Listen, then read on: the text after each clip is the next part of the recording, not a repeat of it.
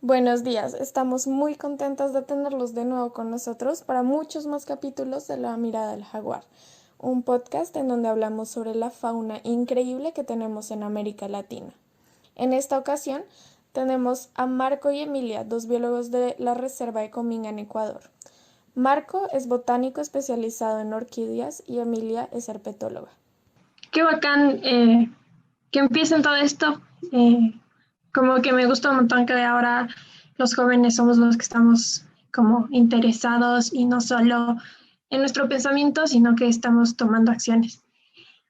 Yo tengo 22 años, soy bióloga, me gradué el pasado diciembre y entré en el Consejo de Jóvenes como hace un año, cuando empezó toda la pandemia. Todo como me vinculé a todo esto por una de mis mejores amigas que se llama Carla. Ella supo del proyecto que era recaudar fondos a través de las cartas que se realizaban y como que en el colegio de biología de mi universidad había dos carreras. Yo en ese entonces era biotecnóloga, entonces ella se contactó con Nicolás y conmigo porque éramos biotecnólogos para que sea un grupo equilibrado entre biólogos y biotecnólogos para hacer un evento de recaudación de fondos y promover que los estudiantes de biología y de, sí, de la universidad realicen sus cartas para hacer esto. Entonces íbamos a hacer un evento en el Amor Nature y después el Amor Nature se canceló porque empezó toda la pandemia y para eso habíamos hecho como una red social para promover, como para hacer un punto de apoyo a proyectos de conservación que ya existen en nuestro país. Entonces, ese era nuestro objetivo, como dirigir fondos a proyectos de conservación que ya estén encaminados. Y como que de ahí nació todo lo otro que es el proyecto Neblina, pero yo me quedé vinculada a Reserva y tuve la oportunidad, gracias a Javier Roballo y Cali, que me invitaron a conocer la reserva para hacer la expedición La Esperanza para ver el estado de conservación de este bosque. Entonces ahí fueron distintos grupos como herpetólogos, mastozólogos, también se hizo un poco de como monitoreo de aves, un poquito, y, y así siguió. Y nada, o sea, no sé si tienen después preguntas de mí. Wow, qué interesante. ¿Y qué haces? ¿Cuáles son tus principales funciones, como si tu principal campo de acción como biotecnóloga? ¿Qué es lo que más haces? Bueno, es que yo me cambié de carrera. Después de eso, yo de los 9 semestres seguí 7 biotecnología y después me cambié a biología. Ah, ok. Entonces me gradué como microbióloga, bióloga molecular, pero yo conocí la conservación en mi último año, entonces me vinculé un montón a esto y últimamente en este año que me gradué he intentado ir a voluntariados para conocer el área de investigación relacionada a la conservación y actualmente estoy trabajando en otra reserva que se llama Reserva Tesoro Escondido. Entonces soy como, no sé, hago de todo. Soy ayudo a investigación, ayudo a voluntariado, ayudo en educación ambiental en la comunidad y eso. Ok, Ay, qué interesante, estás metida en un montón de cosas. ¿Qué es lo que más te gusta de todas estas actividades? Creo que lo que más me gusta es la conservación relacionada a la comunidad y el agua. O sea, yo amo el agua, me encanta todo lo que es tratamiento de agua, indicadores de calidad de agua, pero también me fascina la conservación relacionada a la comunidad y ahí es como el conector es la educación, más que la educación es el contacto, como relacionarte con la comunidad. Tú aprendes de ellos, ellos aprenden de ti y es empaparte de conocimientos que no tenías idea, cosas muy simples hasta reflexiones muy complejas. Creo que eso me gustó un montón y a eso lo quiero vincular después al agua. qué chévere. ¿Y qué te llevó a cambiar de tecnobiología a biología molecular? A ver, yo estudié biotech porque sentí que era como el conector entre biología e ingeniería ambiental, que eran mis dos sueños. y nada que ver, nada que ver. Biotecnología es una cosa completamente diferente que toma un poquito de la biología, pero con otro enfoque completamente distinto. Y lo que me llevó fue que sentí que mucha de la investigación en la que se enfoca últimamente la biotecnología y en la que nos enseñan, ponte marcadores moleculares, todos los ejemplos que tienes son respecto a ensayos clínicos y del campo médico. Entonces, aunque existe la biotecnología verde, que se basa en bioremediación y también biotecnología de plantas, en que es un equilibrio entre las necesidades de alimentación del humano y el equilibrio sustentable, sentí que mi carrera estaba muy enfocada a la parte médica, a la parte de seguir usando la naturaleza en beneficio del hombre y no del hombre y la mujer, del ser humano, en vez de en beneficio a como remediar todo el daño que hemos hecho y poder así encontrar una solución que sea enfocada en todos los seres vivos. Entonces me di cuenta de eso y por eso me volqué a biología el último año. Ok, y tú entonces acabas de hacer, o sea, hiciste un pregrado, ¿cierto? Sí, ¿Y piensas hacer un máster? sí, pero todavía no. Ok, ¿y en qué te gustaría hacer el máster? En recursos hídricos, manejo de recursos hídricos. Me encanta el agua. Y más los ríos del mar, sé que tienen mucha contaminación, pero mucha de la contaminación que llega también es por los ríos. Entonces, es manejo de recursos hídricos, pero siempre, o sea, si tú quieres tener un estado como muy conservado del río, necesitas el trabajo con la comunidad. Entonces, por ahí va.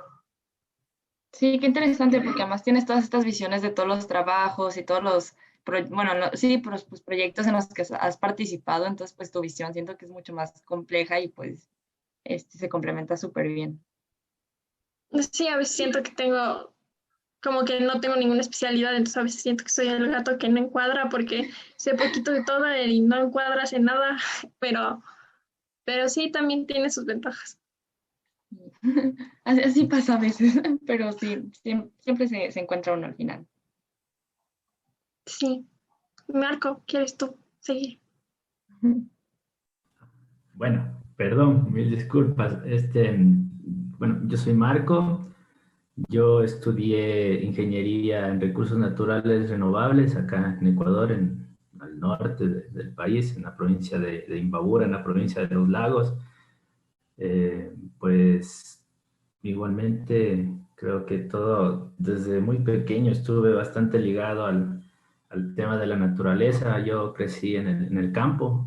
eh, Durante toda mi infancia hasta salir a la universidad pasé en el campo y mi pasión eran las montañas y soy un enamorado de las flores especialmente. Entonces, en ese proceso de la educación superior, pues prácticamente en un principio casi no fue lo que yo quería porque quería estudiar biología, por ahí algo de música, por ahí algo de cocina. Y bueno, al final fui a caer ahí en ingeniería en recursos naturales, lo cual pues me dio igualmente una visión bastante amplia, ya que en toda la carrera siempre tuve materias relacionadas a todo, ¿no? Desde remediación ambiental, geología, el tema del manejo de suelos, el tema de diversidad, aunque súper básico, pero sí ahí un poco confundido en el momento de ver en qué me puedo especializar. También algo interesante que me llamó en la carrera fue el tema cartográfico, el manejo de los sistemas de información geográfica, que pues prácticamente es en algo que me he estado especializando últimamente. Y bueno, en ese transcurso de poder salir de la universidad, ya en el momento de la tesis, pues buscaba esa necesidad de encontrarme, entonces fui a parar en el Jardín Botánico de Quito, en donde le conocí a Luis Vaquero, que es uno de los principales investigadores de orquídeas acá en el país, y creo que ahí se completó como que me encaminé. Entonces, desde prácticamente, parece que es 2018, 2016, empecé a estudiar ya un poco más a fondo esta pasión o este gusto que tenía por las flores, pero ya enfocado en las orquídeas, hasta que, bueno, de igual manera ahí empecé con la tesis y por ahí la suerte me dio chance de, bueno, la oportunidad de conocer a otro grupo de personas, investigadores, que más o menos estábamos compartiendo algunos intereses y sacamos ahí un trabajo bonito, ¿no? Con las orquídeas, el tema biogeográfico, tratando de insertar el tema de conservación, el tema de, bueno, que abarcaba bastantes cosas que me llamaban la atención. Posterior a eso, después de salir de la universidad, pude participar en una investigación con la Universidad de Georgia, de Atlanta, con el estudio del comportamiento y vocalizaciones de los colibríes andinos. En este caso nos enfocábamos en la estrellita ecuatoriana, un colibrí que creo que es el que vive más alto, casi a los 5.000 metros llega este bichito. Y bueno, ahí el tema de la investigación me fue llamando más la atención. Posterior a esto, se terminan estos viajes que gracias al colibrí pude pues partir desde, como se dice, de norte a sur en el país, todos los Andes. Bueno, posterior a esto también pude participar en una investigación y en un trabajo con el Instituto Nacional de Biodiversidad en el levantamiento de información de la provincia del Oro, en donde sacamos unos libros, ¿no? Bueno, yo participé en lo que es flora, orquídeas y bromelias, y cada vez está relacionado con los investigadores y pues, bueno, o sea, con la oportunidad también de viajar a diferentes lugares y conocer la realidad de las comunidades, de diferentes sectores y cómo estas pues difieren directamente con naturaleza, ¿no? Cuando uno se va fijando en por qué la comunidad está acabando con el bosque, a veces no es porque quieran, sino porque la realidad y las necesidades son muy fuertes. Entonces, a veces desde ese punto de vista siempre he tratado de ver o entender a estas comunidades para poder tomar acciones o poder plantear algo referente a la conservación. Después de todos estos viajes, tuve el llamado del señor Javier Roballo a que visite la Reserva Drácula para que le ayude ahí con unos trabajos. Entonces, ahí pues fui a parar ya en este sector maravilloso que hace un tiempo yo ya lo conocía, porque bueno, siempre creo que me caractericé por andar de un lado a otro, entonces ya alguna vez estuve por esa zona y siempre escuché de la Reserva Drácula, siempre me llamó la atención, pero cuando me invitó Javier Roballo a que vaya ya a visitar, a ver qué hay, a ver qué está pasando, fue como que, wow, es el día, hoy es el día, dije. Y bueno, desde ahí pues empezamos a trabajar, a tratar de ver cuáles son las necesidades, qué podemos hacer. Y como dijo Emilia, pues después de un tiempo hubo la invitación de Cali a formar parte de este grupo de jóvenes de reserva, en el cual prácticamente todos creo que las metas, objetivos que tenemos o nos unen a todos, creo que estaban empatadas y bueno, creo que desde ahí empezamos a trabajar en algunas cosas, con la campaña de 1.000.000 de cartas, como Fundación Ecominga tratamos de apoyar, sobre todo en los lugares de trabajo en la provincia del Carchi. Realizamos un evento bastante interesante donde invitamos a todas las personas, estudiantes, desde los más chiquitos a los más grandes, ancianos en general, a visitar el Museo de Ciencias Naturales que gestionamos para llevar primero a la comunidad que está cerca de la reserva y posteriormente al centro de la provincia del Carchi, en Tucán. Entonces ahí explicamos un poco cómo es el tema de la conservación, la investigación, qué tienen los animalitos, por qué se caracteriza, por ejemplo, esa zona. Y fue una experiencia súper chévere. Se pudo observar el interés desde los más chiquitos hasta los más grandes.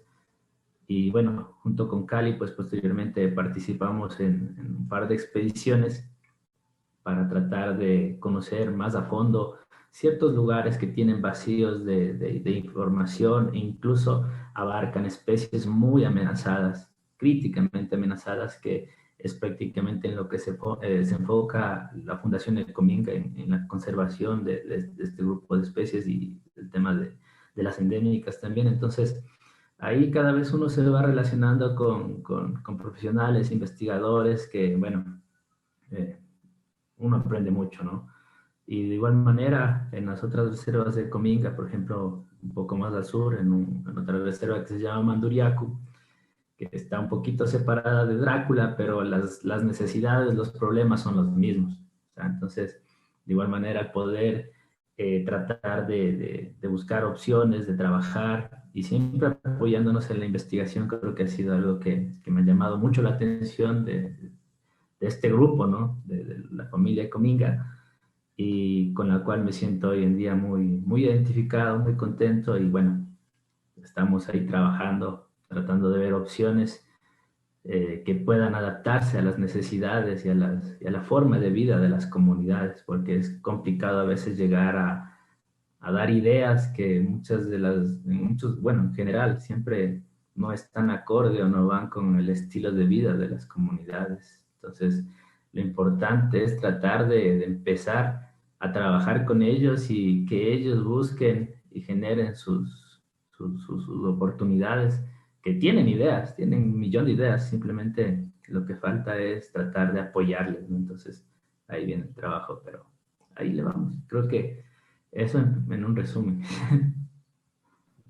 Ay, pues qué interesante y qué complejo todo. Y pues a mí me encanta ese proyecto que hicieron porque siento que muchas veces sí hace falta pues involucrar más a la población y pues a todos los niveles. Entonces el escuchar lo que la gente tiene que decir para poder intercambiar ideas, ver cuáles son los problemas que hay y así poder solucionar y enseñarse mutuamente y encontrar una solución a los problemas, pues sí, siento que muchas veces hace mucha falta. Entonces este proyecto que tienen a mí me fascina.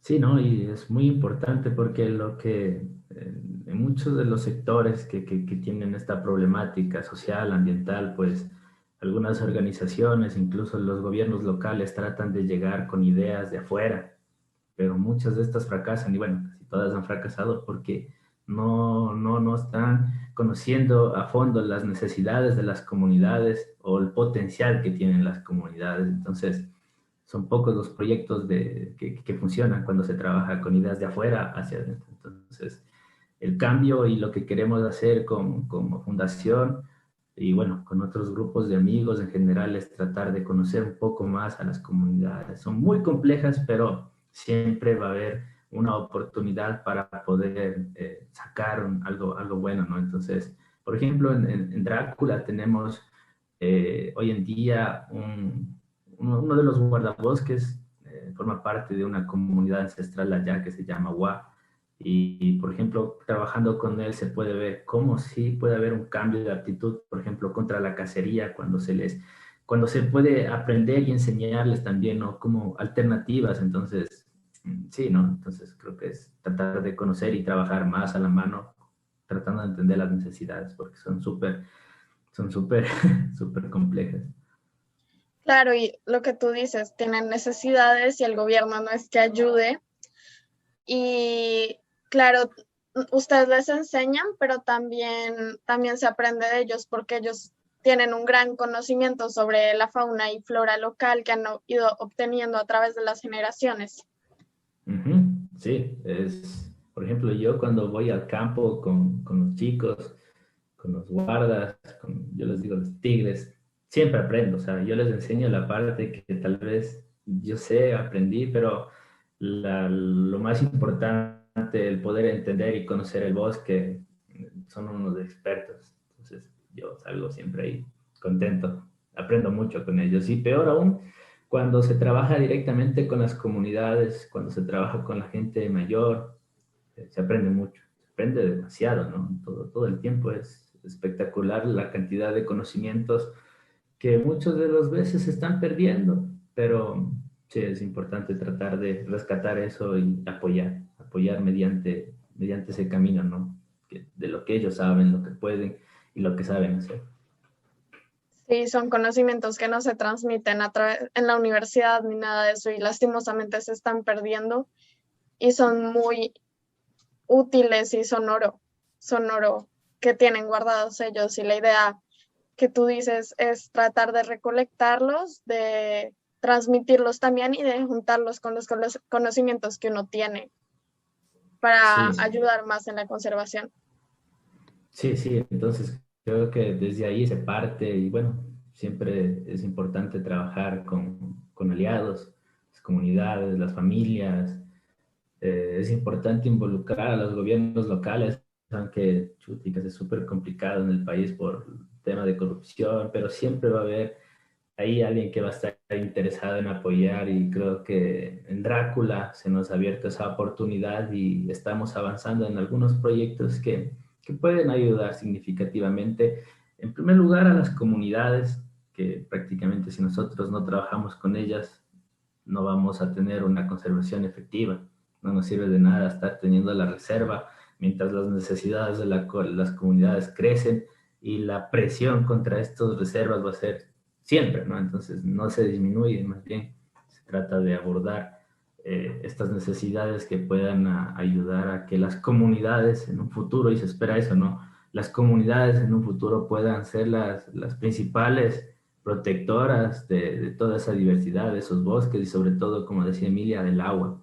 O sea, lo que aquí juega es el agua. Y lo que a veces a la gente les hace reflexionar es el agua. A veces si le decimos las especies amenazadas, las ranitas, los monos, poco nada les interesa. Pero cuando se les habla del agua, es un punto de reflexión que llega, ¿no? Claro, y sí, como ellos son los que están en contacto directo con estos ecosistemas, son realmente los que pueden jugar un rol con todos los conocimientos. O sea, siento que nuestro deber como biólogos es más transmitir el conocimiento para que el que está en contacto directo con el ecosistema lo pueda aplicar y lo interiorice de cierta forma y luego lo transmita.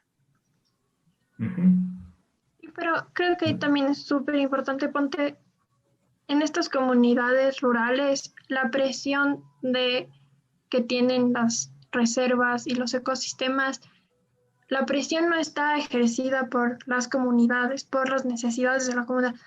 Ponte la gente que necesita educación, o sea, que no tiene escuelas, que no tiene agua potable. Estas presiones no generan que talen del bosque. Más bien son todas las presiones externas de la gente de la ciudad que necesita minerales para el celular, que necesita madera para los closets y todos los muebles de su casa, que necesita, no sé, así, antes eran del tema médico, o caucho para los carros, tal rana para tal compuesto activo. Todas las presiones que se ejercen son en la ciudad. Entonces, si bien mucho de nuestra labor es estar adentro, como que yo siento que en el trabajo de la comunidad es muy importante que nos demos cuenta que nadie tiene el derecho de llegar a juzgar, ni decir, tú debes cuidar el bosque porque tú vives al lado del bosque, porque al final somos nosotros los de la ciudad que está ejerciendo la presión para que ellos encuentren una fuente de trabajo para poder subsistir. Entonces, si bien es eso una parte, creo que también nos debemos enfocar un montón en ponte leyes, en regulaciones políticas, en educación dentro de la ciudad, en concientización dentro de la ciudad, porque la gente dentro sabe lo importante que es tener agua no contaminada porque vive al lado de cultivos y sabe que no puede tomar el agua al lado de la naranjilla.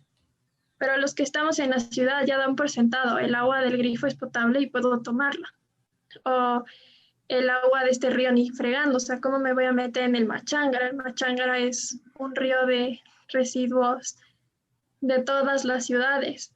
Entonces, es muy importante que si bien estamos laborando en esto, nos enfoquemos en salir a la ciudad y decir, vean, esto está pasando adentro y esto está pasando por nuestra presión.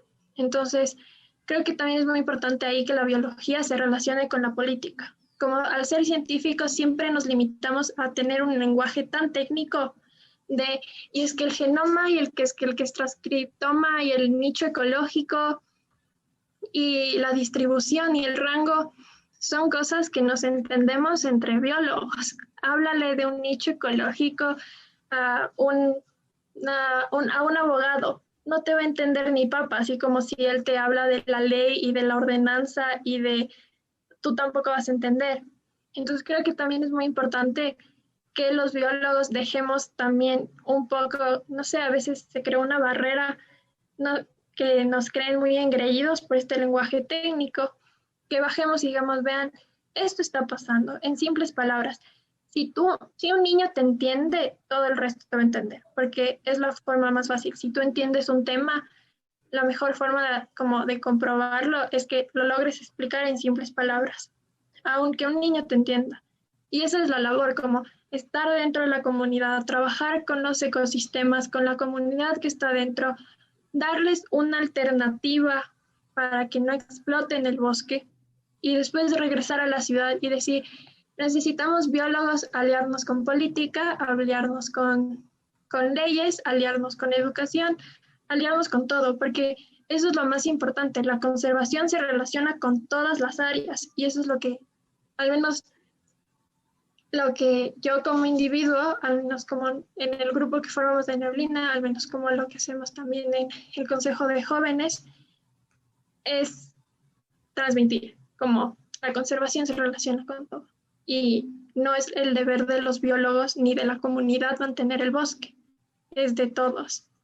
Como eso es lo más importante para mí, que se logre transmitir. Sí, claro, y lo que tú dices es verdad. Las comunidades en general, las que viven cerca a los bosques, suelen vivir bastante en armonía hasta que nosotros llegamos y los forzamos a buscar una forma para subsistir que no sea tanto en armonía, lo que tú dices, talando o así, y también la falta de educación sobre lo importante que es tanto en la ciudad como en las poblaciones que están cerca de los ecosistemas, es un problema bastante grande para la conservación. O sea, creo Sí, que también desde el lado del citadino que somos, porque yo me crié en la ciudad, tenemos muy romantizado eso de las culturas indígenas, las personas en la comunidad tienen una relación súper armónica, ellos no explotan el bosque y no es verdad. Ponte la carne de monte, ellos subsisten de la explotación o sea, ellos subsisten de la caza y esa presión no está ejercida por afuera, sino es la fuente de alimentos. Pero la población crece tanto que en cambio ya no se vuelve sustentable porque sigues cazando más. Entonces, si bien tienen una relación con la naturaleza completamente distinta a la que tenemos en la ciudad, no hay cómo romantizarla porque no es así como, no sé, como flores y rosas y todo hermoso y amor y paz con la naturaleza, porque tampoco lo es.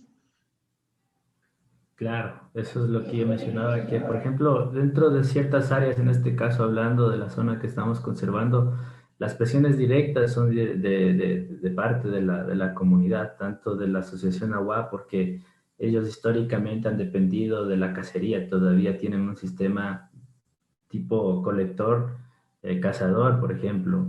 Ahí existen familias que se desplazan todo el tiempo, no son como que se encuentran en lugares fijos. Van a un lugar, aprovechan los recursos que pueden dentro de la cacería, de la recolección de frutos, de hongos, incluso, por ejemplo, y se van desplazando.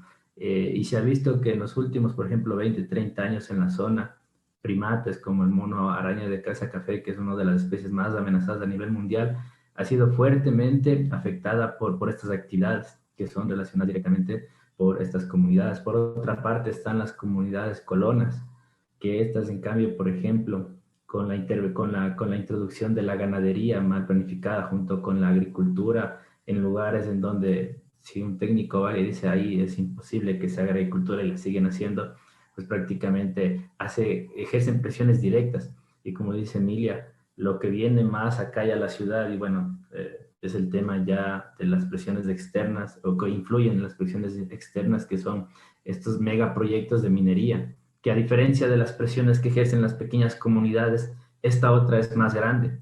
La presión, los daños incluso son mucho mayores, pero sí es importante empezar a trabajar, como dicen, ¿no? Tratar de transmitir ese conocimiento para que desde la sociedad civil, desde las ciudades en general, pues se haga conciencia en ciertos aspectos, pero sí, es importante trabajar con las comunidades. Las realidades, lastimosamente, en las que he podido trabajar y he podido estar, es súper complicado, ¿no? A veces sí depende bastante de las comunidades, pero no todo está mal ahí. O sea, hay también grupos, familias que son bastante conscientes, conocen, valoran mucho el bosque.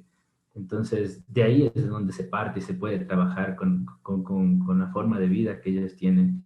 Pero sí, tampoco es que los podemos obligar, sino que las necesidades de conservar sea algo que salga desde las comunidades, desde las familias, y no algo impuesto. Por eso decía que llegar a imponer o decir este proyecto les va a ayudar o esto es así, no, si no funciona y no ha funcionado, ¿no? Tiene que nacer de forma voluntaria, de forma en la que ellos se sientan cómodos con lo que están haciendo y con lo que pueden llegar a hacer. Entonces, sí, eso es súper importante, y la deficiencia de los biólogos y de los técnicos en transmitir información hacia las comunidades, incluso hacia las sociedades, es súper, súper, súper fuerte, ¿no? Por eso es importante, y lo que están haciendo, por ejemplo, grupos como Neblina, grupos como Reserva, de tratar de un poquito adaptar el lenguaje y compartir a un grupo general toda esta información que a veces conocemos nosotros o el grupo de personas que estamos trabajando ahí, pero no lo podemos compartir porque, por ejemplo, en la sociedad civil no es que todos lean un paper de una especie nueva o de una especie amenazada. Por ejemplo, hace poco salió un artículo súper chévere de la evaluación de los anfibios amenazados del Ecuador, pero pónganse, solo las personas interesadas en ese campo son los que leen o revisan eso. Pero esa información está transmitida a un lenguaje digerible para toda la sociedad, y eso es lo que, la deficiencia que tenemos, ¿no? Pero siempre va a haber grupos o personas que van a poder manejar y poder transmitir ese lenguaje de una forma mejor. Entonces, por ejemplo, algo que me gustó y que pudimos hacer y tratar de transmitir esa información fue cuando trabajamos con el museo, con las personas directas, con los estudiantes, con los niños, mostrándoles ahí, o sea, con las muestras, explicándoles cómo es. Obviamente que siempre hay que tratar de buscar un lenguaje adecuado, porque hablar con un niño de 8 años, después hablar con jóvenes de universidades, es ya, ahí está la dificultad, ¿no? Y no somos expertos comunicadores. O sea, eso es el problema y la falla que existe en muchas de las carreras que están ligadas a conservación, que no hay como esta parte de comunicación. Es como que flora, fauna, ciencias, pero esta parte de comunicación no está. Y, por ejemplo, hay unas carreras que sí son relacionadas a comunicación, pero son pocas personas que se especializarán en comunicación ambiental, que hoy en día creo que es muy, muy necesario, ¿sabes? Y si uno ve programas, qué sé yo, de radio, programas de TV, bueno, ahora creo que ya con el tema de documentales es un poquito más que se ha dado esa facilidad, pero es poco, ¿no? Por ejemplo, en radio, creo que acá en Ecuador, en la radio local, no hay una sola radio que hable un tema ambiental o un problema ambiental y lo pueda compartir o socializar de una forma digerible a la sociedad, ¿no? Por ejemplo, entonces todavía nos falta trabajar y son varios puntos. Por ejemplo, y a veces no nos alcanzamos a hacer todo, porque si nos ponemos a hacer todo, lo hacemos mal.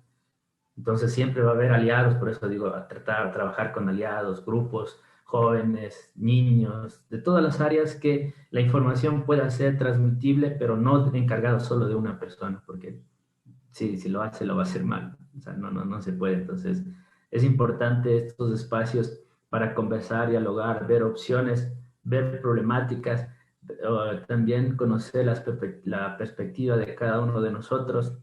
Las realidades pues nos ayudan bastante a tratar de buscar una alternativa para poder ir cubriendo estas necesidades. Bueno, yo hago esto, pero no puedo hacer, por ejemplo, el tema de comunicación, y va a haber, siempre hay un grupo que va a hacerlo y lo va a hacer bien. Entonces, siempre hay que trabajar de esa forma y no ser como egoístas en ese tipo de cosas. Claro, tiene que ser un trabajo en conjunto, si no, no podemos Sí. avanzar ni conseguir un resultado pues, correcto, ni el que buscamos para poder ser sustentables y salvar lograr la conservación. Se nos está acabando el tiempo de esta llamada porque no tenemos un premium, pero les mandamos un un link para poder continuar un poco la conversación, si gustan, porque se nos va a acabar el tiempo en 2 minutos. Ok. Así. Es el que llegó ahorita al chat, ¿sí, Sí, no? vía chat, así es. Entonces, si quieren, nos desconectamos de esta y nos conectamos ahorita mismo al link que mandó Ana. Ok, Vale, entonces, Perfecto, gracias. gracias. Ya. perfecto. Entonces, también nos gustaría saber cuál es el rol principal que están jugando actualmente en reserva, cada uno de ustedes. ¿Qué es lo que hacen en este momento?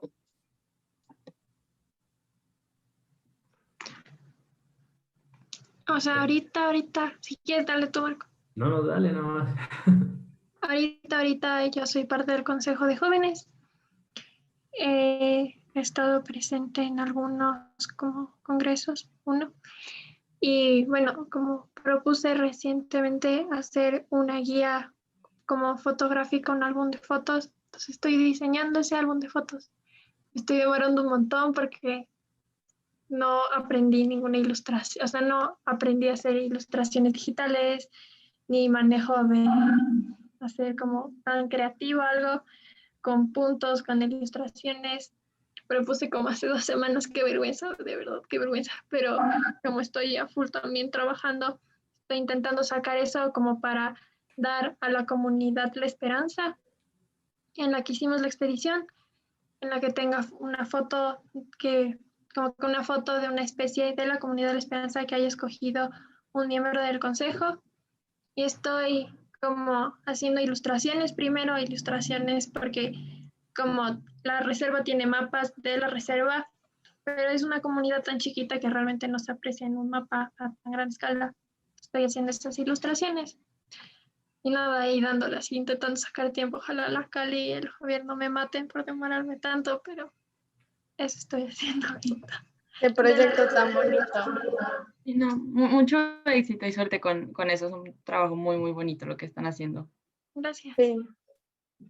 Yo y Chúticas, yo he estado un poquito no tan presente en las reuniones de reserva por las actividades que desarrollo con la fundación, pero desde esta parte, desde la fundación, creo que todo el tiempo estoy activo en campo, tratando de trabajar y solucionar algunos conflictos que se generan en la reserva. Estoy trabajando con el tema de investigación en las últimas expediciones que habíamos realizado en la reserva, pues pude registrar algunos datos bastante interesantes. Entonces estoy trabajando con la descripción de especies nuevas, nuevos registros para Ecuador, para la reserva, y muchos de estos que pueden ayudar a fortalecer y a gestionar recursos para la reserva, ¿no? Para todos los gastos operativos y todo eso. Entonces, mi trabajo está más enfocado en el tema de campo, tema un poco científico, por así mencionarlo, en el tema técnico.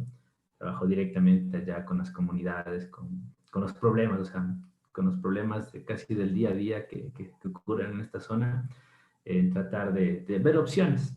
Entonces, sí, por eso a veces se me dificulta conectarme, a veces de ley me voy allá al monte y me paso ahí 15 días, regreso, respiro un poco y a la otra reserva. Entonces, entre algunos de los proyectos que tenemos con Reserva, con Fundación Ecominga, pues prácticamente está en garantizar por una parte que los espacios de conservación que ahora se manejan no tengan conflictos, y también ver alternativas, ¿no? Por ejemplo, en Manduriacu empezamos un piloto de producción de vainilla, el cual se trata de poder tener una opción diferente de cultivo que no es muy agresivo como los que se manejan actualmente, por ejemplo, como la naranjilla, como otros que necesitas una gran cantidad de espacio para poder tener una producción rentable.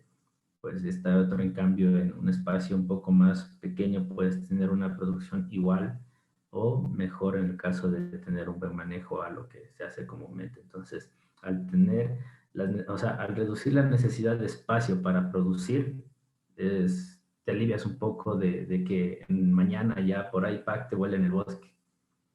Entonces tratamos de ver, hay opciones, entonces estamos con un piloto, yo trabajo ahí con la vainilla, igual con unas mamitas de una comunidad que prácticamente en este caso el proyecto se enfoca en trabajar con las mujeres. Y bueno, siempre va a ser mucho mejor cuando trabajamos con este tipo de cultivos, con plantas, con flores, sobre todo por esa relación. Yo les veo a las chicas con un gran amor que tienen a las plantas. Es como que cuando voy ahí estoy contento con ellas, les digo, a estas guaguitas tienen que cuidar, les tenemos que cuidar porque pueden que nos ayuden a tener una nueva perspectiva de producción que nos puede ayudar a solventarnos ciertas necesidades. Entonces, con algunos proyectos bastante puntuales, junto con, por ejemplo, en otra reserva tenemos un pequeño emprendimiento, no emprendimiento, sino un proyecto de ayuda con el tema de un aula virtual. Como ustedes saben, la pandemia, pues, sobre todo acá en Ecuador, hizo que se suspendieran las clases, y bueno, a nivel mundial se suspendieran las clases presenciales, y los principales perjudicados fueron los niños y niñas y jóvenes de las comunidades que en muchas de estas no tienen acceso a Internet, y las clases virtuales pues prácticamente demandaban de esto. Entonces muchos se tuvieron que retirar de sus estudios, pero ahí buscamos unos fondos, instalamos una aulita virtual con unas computadoras donadas, igualmente hicimos una campaña de donación de equipos que ya no funcionan, ya no les utilicen, los reparamos y los colocamos ahí. Entonces, dentro de este espacio también estamos fortaleciendo como una biblioteca con textos que puedan ayudarles en el tema de educación a los niños, a los jóvenes. Y bueno, ahí tenemos un par de proyectos que queremos involucrar y trabajar directamente con los niños, niñas, con los jóvenes de la comunidad, dentro de lo que hacemos, para que conozcan, se enamoren, cuiden. Entonces, ahí, en eso prácticamente es lo que yo paso todo el tiempo. Wow, qué súper labor y qué bueno que hay gente como ustedes que está buscando que pues, la gente no se quede sin educación, que pueda continuar sus estudios, que se enamore de la naturaleza, que vuelva a conectar. Todo eso pues, son cosas súper importantes y sí, la pandemia vino pues, a hacer un retroceso en todo eso. Entonces, que haya gente como ustedes que esté tratando pues, que no se quede sin acceso a educación bueno, más bien que pueda continuar, pues es excelente. Sí, en esta comunidad que les menciono, que es en la otra reserva que maneja Fundación Ecominga, a diferencia de la de Drácula, es un poco más pequeña, más manejable. Entonces, por ejemplo, en este caso la ayuda fue directa.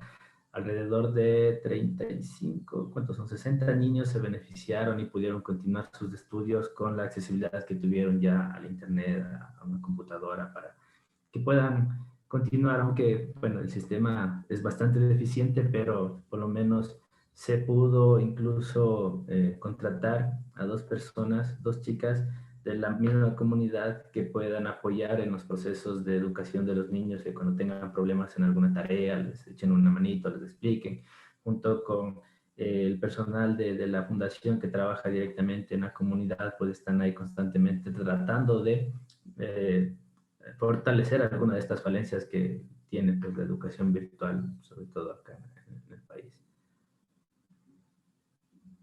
Sí, qué proyecto tan bonito, y todo lo que dices es muy alentador y tienes toda la razón. La educación aún no con pandemia es esencial, y esto que estás haciendo de hacer todo lo posible para que continúen con ella es muy importante. Sí, y también, por ejemplo, perdón, con eso termino.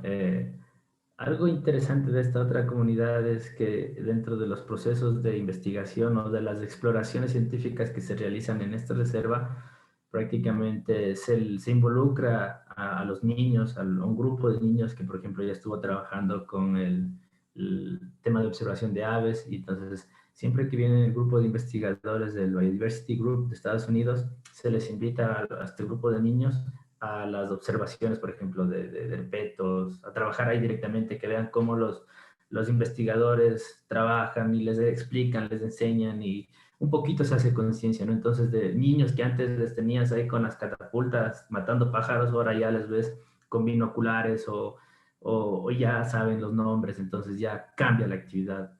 Retrocedemos un poquito a estas actividades que antes, bueno, incluyo, incluso yo creo que de niño andaba ahí queriendo bajar los pájaros, por suerte mala puntería, entonces creo que no le bajé a ninguno, pero eso es lo que nos, en las comunidades de niños nuestro juego, o sea, no tenemos como ahí las televisiones y esto, sino que era salir a la calle desde los 6 años y con los niños ahí a las catapultas. Entonces, cambiar un poquito esa mentalidad me ha parecido muy, muy interesante. Y, por ejemplo, el tema de observación de aves, eso es una actividad súper interesante que muchos de los niños se integran y cambian las catas por cuando hay la disponibilidad de los binoculares o si no, así nomás está ya. Pero ya saben los nombres y es súper interesante. Claro, sí, eso de cambiar la mentalidad de la comunidad es muy interesante. En Colombia también se está haciendo mucho eso. Por ejemplo, hay ganaderos que antes mataban a los jaguares y así. Sé de un ganadero en Colombia, no me acuerdo ahorita del nombre, pero compró un terreno para hacer ganadería y terminó haciendo una reserva y tiene los mejores ejemplares de jaguares en Colombia y también incita a los otros ganaderos a proteger y respetar al jaguar en vez de andarlo cazando. También otro ganadero con los colibríes y las distintas aves, eso es muy lindo y da esperanzas ver que la comunidad sí está dispuesta a cambiar sus actividades para la preservación de los ecosistemas y el medio ambiente. Claro.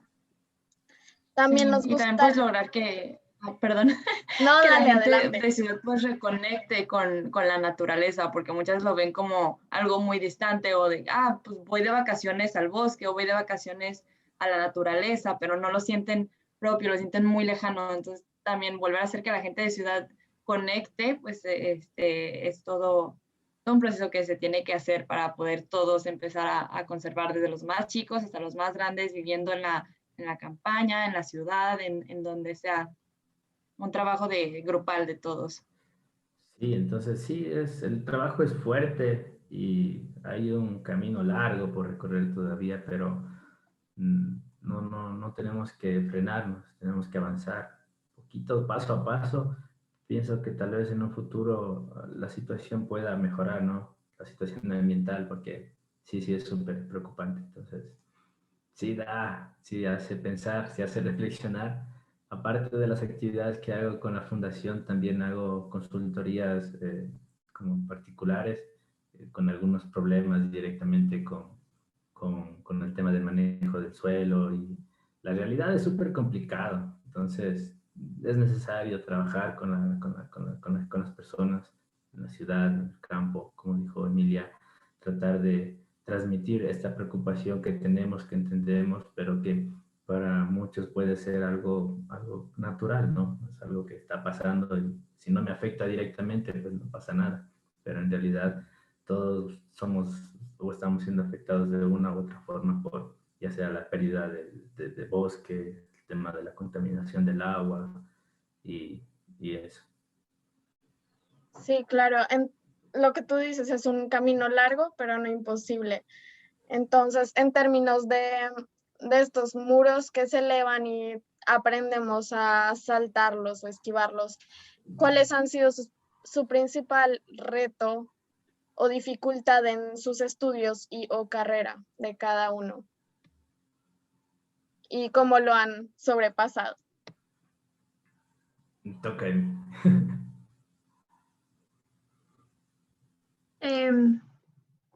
Creo que tener empatía.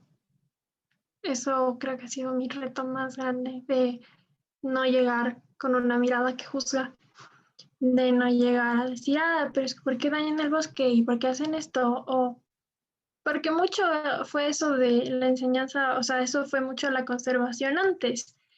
Y antes yo no sabía ni siquiera cómo definir conservación. Y era eso, como en mi ideal, mi sueño de niña siempre fue comprar una montaña, como trabajar, comprar una montaña y encerrarme en la montaña y no dejar que nadie pase. O sea, ese era mi sueño. Y no, o sea, entendí que el reto más grande es eso, de tener empatía, de que a veces tienes que entender la razón de por qué sucede algo y aunque no sea, o sea, no lo puedes justificar, pero lo debes entender. y eso me pasa un montón en las comunidades y en sí en mi familia y en el ambiente que me rodea, de tener más empatía y no juzgar. Creo que ha sido un reto así como súper psicológico, no sé. De ahí un reto que tuve full en mi carrera fue eh, sobrepasar esta barrera de que hay que entender que el humano está dentro del ecosistema y entonces no lo puede sacar y no puedes hacer como, espero que todos los seres humanos se mueran porque ya pasó la pandemia y todos nos quedamos así ahogados de, no, no quería, o al menos no decía eso. Entonces, creo que sí. Y en mi carrera así de biotecnóloga, la materia más fuerte fue marcadores moleculares. Como, si alguna vez escucha esto, Paula, así como, todo bien con usted, solo me costó tanto su materia. Esa, así, no sé, no se me ocurre otra cosa ahorita. Chévere. Yo, a ver, el tema de que la situación económica del país está complicada y creo que ha estado ya hace algunos años y salir de la universidad, después tratar de buscar un trabajo, sobre todo que se empate con lo que uno espera o quiere hacer es súper complicado. A veces, por ejemplo, las necesidades te obligan o te toca, ¿no? Trabajar, por ejemplo, haciendo consultoría directamente con empresas mineras o petroleras, que son las que están amenazando directamente con la conservación de muchos de estos espacios, de estos lugares. Entonces, eso es súper complicado.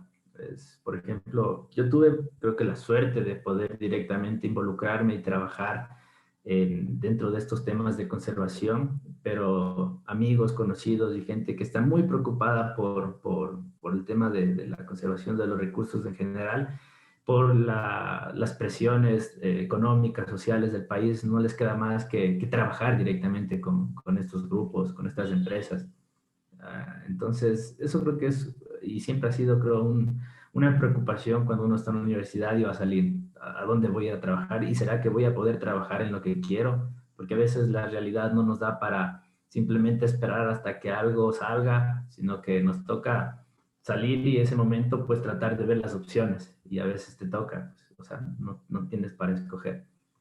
Y eso es complicado, a veces es muy complicado, pero siempre va a estar y siempre va a ser importante que nosotros como profesionales, cuando vayamos a realizar cualquier actividad dentro de cualquier trabajo, empresa, lo hagamos con ética y moral. Es verdad que los recursos a veces no están ahí a la disposición como quisiéramos, recursos económicos, a lo que me refiero, pero nuestro trabajo tiene que ser realizado con ética y moral, por más que pues ahí siempre va a haber el soborno, ¿no? Y es lo que ha pasado dentro de sobre temas ambientales, dentro de temas mineros y petroleros, la firma o la recomendación de biólogos, de expertos, pues siempre se ve como que sesgada por ese tipo de cosas. Por eso siempre trato de conversar con amigos que están trabajando dentro de estos aspectos para comentarles, ¿no? Que, o sea, y recordarles lo que alguna vez aprendimos, que lo que tenemos que hacerlo es con ética y moral. Sí, eso creo que es importante. Y eso creo que era entre las principales preocupaciones que yo tenía en la universidad, porque de ahí creo que sí, sí me gustó, disfruté mucho de mi carrera. Bueno, hay matemáticas como que sí me hizo llorar un poco y el inglés, que no soy muy buen amigo del inglés, pero toca hacerle. Sin embargo, me gustó porque pude conocer profesores, amigos que me marcaron, ¿no? Que me marcaron mucho y creo que gracias a ellos, pues pude seguir y estoy, ¿no? Donde estoy y hay que seguir, ¿no? Entonces, disfruté mucho, me gustó mucho mi carrera. Al final que no pensaba seguir esto, pero salí contento. Y no, sí, ya, toda la razón, Ay, como qué borren lo bueno. de, o sea, la empatía es muy importante, sí, me costó un montón, pero no, como yo me cambié de carrera y fue, o sea, mi mamá siempre me apoyó, me dijo, con tal que estudies, estudia lo que quieras, si quieres ser astronauta, sé, pero estudia. Pero cuando me cambié a biología, mi mamá le cogió súper duro, porque yo era ingeniera y me cambié a biología al terminar casi la carrera, y fue que vas a trabajar, te vas a morir de hambre. Y al principio, como yo lo apaciguaba, así como no pienses en eso, no pienses en eso. Y después salí y dije, como nadie valora la conservación, o sea, nadie valora el trabajo que te mandas, nadie valora lo que intentas hablar como de remuneración económica. Y dije, bueno, ya me morí de hambre. Y además en la biotecnología siempre tenía un conflicto en eso porque era como biotecnólogo que se ponga en aspecto médico, muy fácil que tenga muchos recursos económicos, porque está en eso la investigación últimamente, biotecnología y cosas médicas. Y sí, así cuando salí, es verdad, creo que el reto más grande fue decir cómo encuentro una manera de trabajar de la conservación, de subsistir de la conservación o relacionado a la conservación. Y dije, ya se fregó, ya. Y ese era como el mayor reto, así. Y nada, creo que superé ese reto poniéndome en contacto con todos, como haciendo primero voluntariados. Y decir, vean, quiero aprender, quiero hacer esto, esto, esto. Y ya, sí, qué bestia. Es verdad, Marco. Lo pusiste así como... Sí, es que es complicado, ¿no? Sí, yo creo que es un comentario. Sí, la realidad es, a Ah, veces disculpa. obliga a hacer Sí. cosas que no quieres, pero siempre que la hagas de una forma ética, el trabajo que lo vayas a realizar, pues pienso que te va a llenar, ¿no? Por más que él no esté ahí apegado a lo que de veras quieres, pero si lo haces bien, lo haces con la tranquilidad de tú irte a dormir de noche sin tener remordimientos, creo que sí, o sea, vale. Claro, eso es lo importante. Y pues para acabar con esa nota positiva, una última pregunta. ¿Qué ha sido la actividad que más han disfrutado o pues sí, la actividad que disfrutan más en todo? Puede haber sido un voluntariado o ahora en reserva, pero algo que los haya llenado mucho.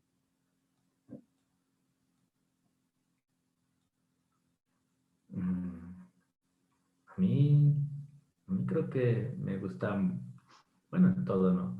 Desde que, no creo que pude hacer voluntariados, pero desde que me involucré en proyectos relacionados a investigación, a aspectos técnicos, con el tema de conservación, pues siempre disfruto y disfrutaré ir al campo. Yo crecí en las montañas y para mí caminar en las montañas, que me manden 3 días en la montaña a caminar ahí con la mochila es lo que más disfruto y siempre me pongo muy feliz cuando encuentro orquídeas en flor y muchas de estas no conozco, entonces digo, y es como que ahí estallo y ya no me importa el dolor de piernas, del frío, si estoy mojado, si me picaron los mosquitos, ya no me importa nada más, eso es lo que más me vuelve feliz, ¿no? Encontrar, y sobre todo también encontrar bosques que todavía no han sido afectados por el ser humano. Hace poco estuve en un bosque en el cual pues prácticamente por la accesibilidad no han podido llegar personas y se ve la diferencia de árboles enormes, las plantas, los animalitos, todo es muy satisfactorio para mí y eso es lo que me encanta hacer. Creo que lo mío, creo que en las expediciones que he salido, lo que más me gusta, o sea, me encanta la investigación, pero el momento que más disfruto es cuando hablo con la comunidad, porque ponte, o sea, yo soy un trabalenguas, entonces a veces los nombres científicos son enemigos para mí porque me cuesta un montón pronunciar y llegas a la comunidad y tienen nombres locales que me encanta aprender. O sea, esta planta se llama así y tiene tal propiedad y como que tú le dices algo que tú conoces y la comunidad también te dice y esa interacción es lo que más disfruto. Cuando recién estuve en mi trabajo y estábamos haciendo proyectos de educación ambiental y una niña me dice, ¿cómo te llamas? Y le digo, me llamo Emilia. Me queda viendo y me dice, no, es muy difícil tu nombre, te voy a decir Blanquita. Y como esas interacciones con la comunidad es lo que más me llena, porque aprendo un montón, como me dan una perspectiva tan ajena que me nutre un montón de conocimientos, como me hacen cambiar la forma en la que veo las cosas y me hacen reflexionar y querer compartir lo que aprendo con el resto. Entonces, aprender de la gente que está ahí. Tal vez como que te diga cosas que tú no compartas, que tú no estés de acuerdo, pero esto también es parte de lo que te enriquece. Entonces, creo que me encantan las salidas de campo y me encanta eso, tener esa interacción con la comunidad. Sí, claro, tienen una perspectiva completamente distinta a la que tenemos, y es lo que tú dices, ver desde otros ojos, que aunque no estemos de acuerdo, siempre te va a aportar. Este intercambio de ideas nunca te puede quitar, aunque sea completamente opuesta a tus ideales y lo que tú piensas. Sí.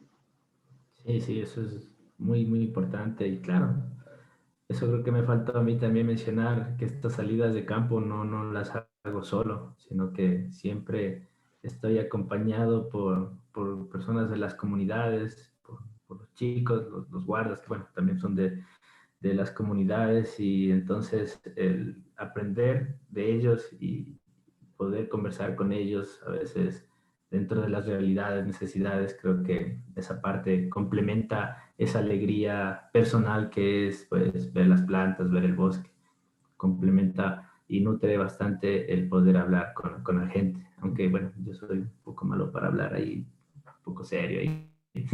Pero cuando ya entro en confianza, sobre todo con las mamitas, con la gente mayor, es muy chévere conversar y ver, incluso ahí hasta discutir, después estar ahí de amigos, pero pasa, ¿no? Entonces, como dice Emilia, eso nutre y nos hace crecer como personas, nos hace comprender necesidades y entenderles, ¿no? O sea, entender por qué hacen eso, por qué no hacen esto y por qué nosotros a veces los juzgamos de una forma que no tendría sentido hasta que, o no tiene sentido hasta que conocemos cómo es la realidad de cada una de las personas. Sí, estoy totalmente de acuerdo. Bueno, pues en serio, muchas gracias por estar con nosotros hoy. Es un placer tenerlos y hablar de este punto tan importante que es el contacto con la comunidad, no solo para adquirir conocimientos o intercambiar ideas, sino también para ver los problemas que tienen y por qué hacen lo que hacen y tratar de resolverlos, y también de hacerlos más evidentes a nivel de la ciudad, como dijo Emilia, y de los políticos. Entonces, en serio, fue muy placentera la charla que tuvimos con ustedes. Les agradecemos muchísimo haber sacado este tiempo para nosotras y estamos a disposición de ustedes, cualquier cosa que necesiten. Yo planeo volver a Colombia para aplicar mi profesión, entonces cuando gusten y esté allá, con mucho gusto. Y si lo que necesitan, y sería genial que sigamos en contacto. Sí, qué bacán. Gracias por contactarse con nosotros, como darnos este espacio para sacar lo que pensamos. Y qué bacán. Y igual, así si vienen a Ecuador, reserva en la marco así para mejor guía para conocer orquídeas en Manduriacu o Drácula. Qué bacán. Sí, igualmente, muchas gracias por la invitación y por el espacio para poder conversar y compartir y aprender. Entonces, sí, eso, y como dijo Emilia, cuando gusten, acá en Ecuador, la naturaleza, el bosque, la reserva, estará gustoso de esperarles, de compartir con ustedes, y muchas gracias nuevamente. Muchas gracias a ustedes y esperamos algún día poder ir, ver la reserva, conocerlos en persona. Nosotras encantadas. Muchas gracias. Qué bacán. Cuídense. Tengan un bonito día. Chao. Gracias. Gracias, Chao. feliz día. Gracias igualmente, un excelente día.